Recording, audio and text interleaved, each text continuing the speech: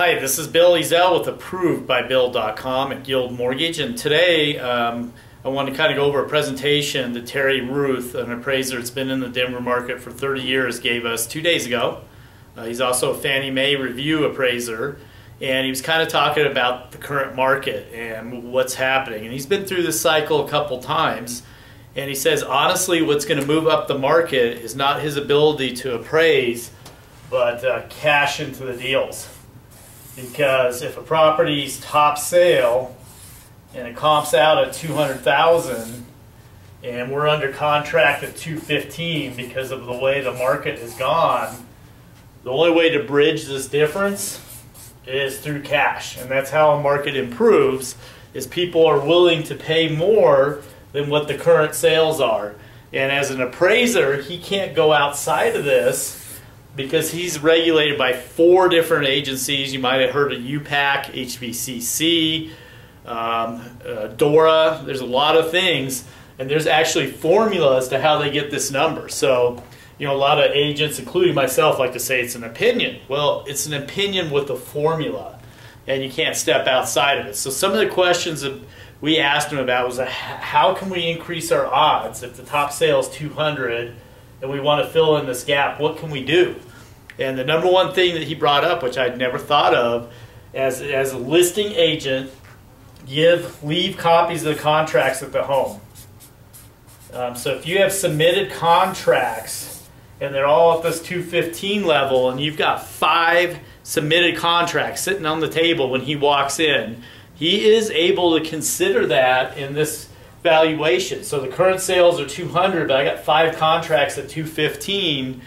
He can consider it. I'm not saying he would get all the way here, but you may get somewhere in between. So that was a very smart thing. So he said the verbals don't work. He needs signed, submitted offers on the home.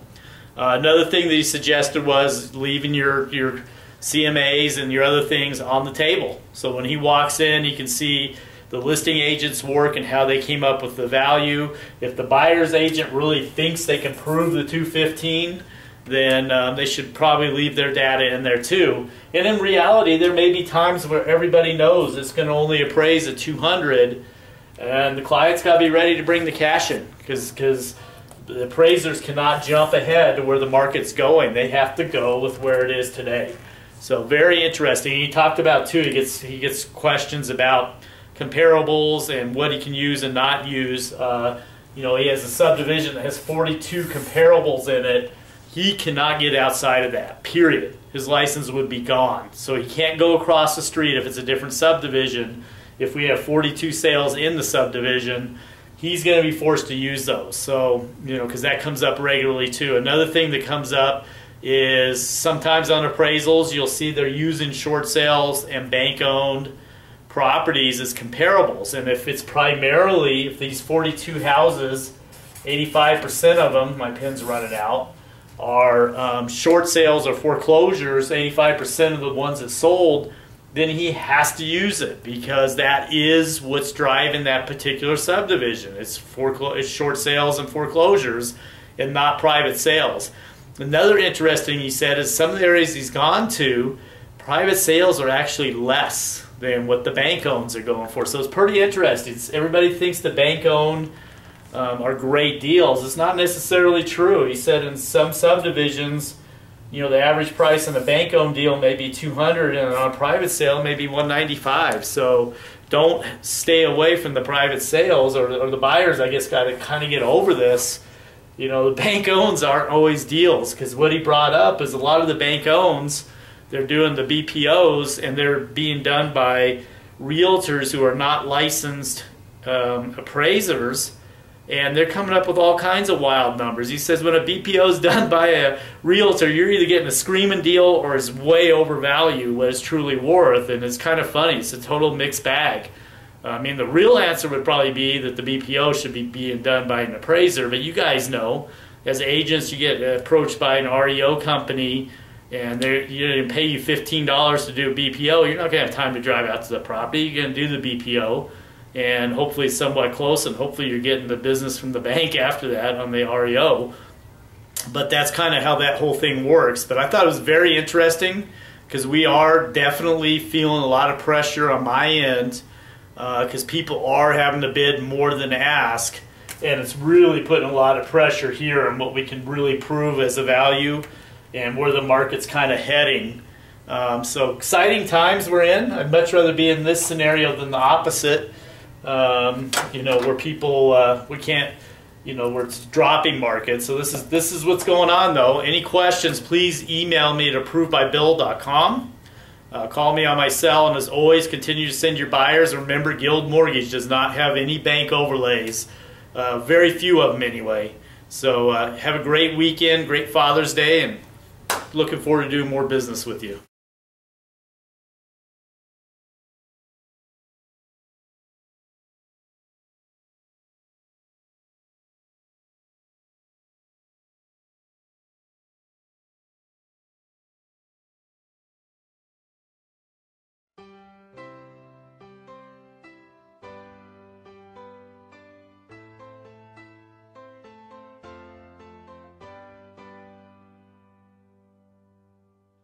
I pledge allegiance to the flag, and I'm so proud I have to brag. My dad is fighting so far away to keep us free for one more day.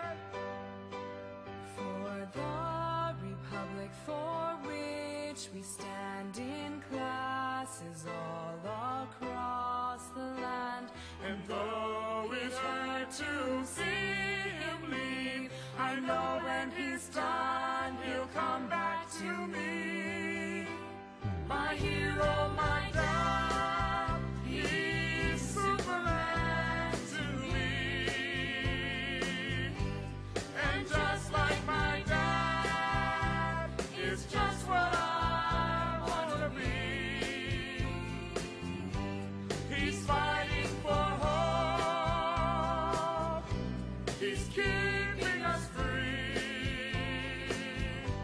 My hero, my dad, he's fighting for me. God's nation indivisible can still be caught so vulnerable, but my dad's gone to save